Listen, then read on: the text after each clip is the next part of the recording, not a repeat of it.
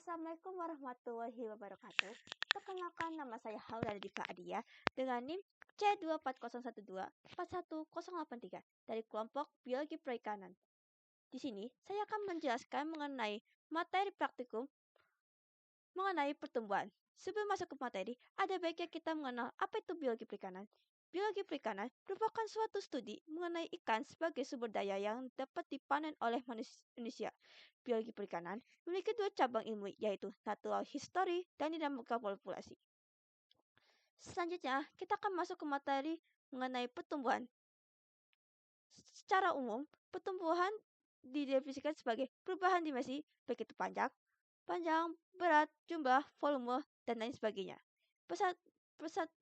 Persatuan waktu baik individu, stok maupun komunitas.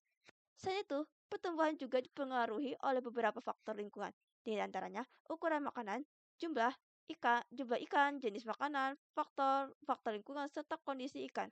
Nah, perubahan ini dapat terjadi baik itu di level individu, stok maupun komunitas.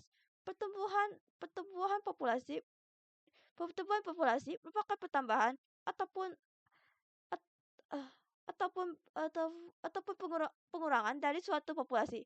Dalam satuan waktu, pertambahan ini dipengaruhi oleh kelahiran dan kematian serta dengan adanya migrasi. Pertumbuhan terbagi menjadi dua, yaitu eksponensial dan logistik.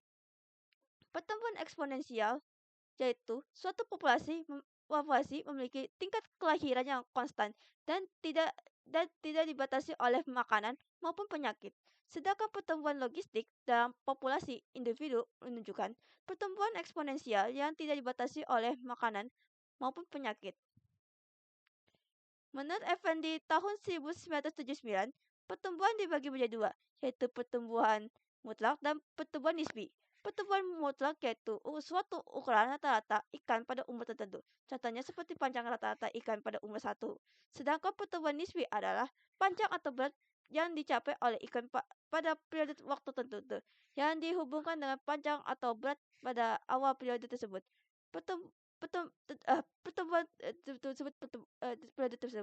Pertumbuhan tentunya memiliki peranan yang sangat penting.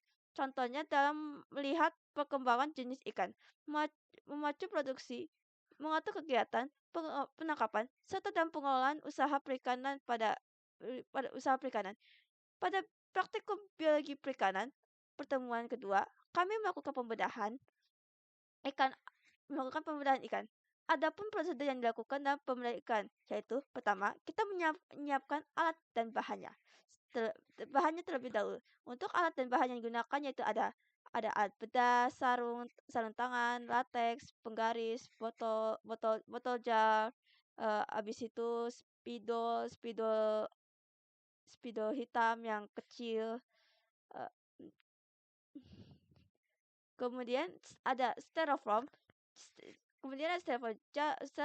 jarum bentuk, kamera, benang, serta ikan segar sebanyak 3 buah.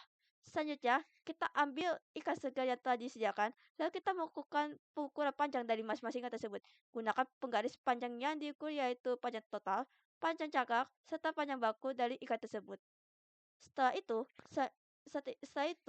kita melakukan penimbangan bobot pada masing-masing ikan dan dicatat hasilnya. Setelah melakukan pengukuran bobot dan panjang ikan, kita melakukan dokumentasi pada ikan yang akan kita bedah.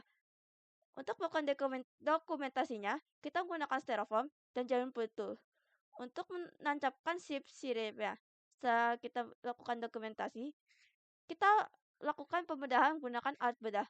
Untuk teknik pembedahan itu dilakukan melalui anus yang dipotong ke atas, kemudian ke samping, ke bawah, hingga bagian isi perut ikan akan terlihat. Dan ulangi tahap tersebut sampai semua ikan telah terbedah selanjutnya. Habis itu kita melakukan dokumentasi kembali untuk ikan-ikan yang setelah dibedah. Setelah itu kita melakukan pengecekan gonad dan usus. Yang pertama, untuk usus itu setelah dibedah, dan tadi apa namanya, keluarkan, dari dari daging tersebut.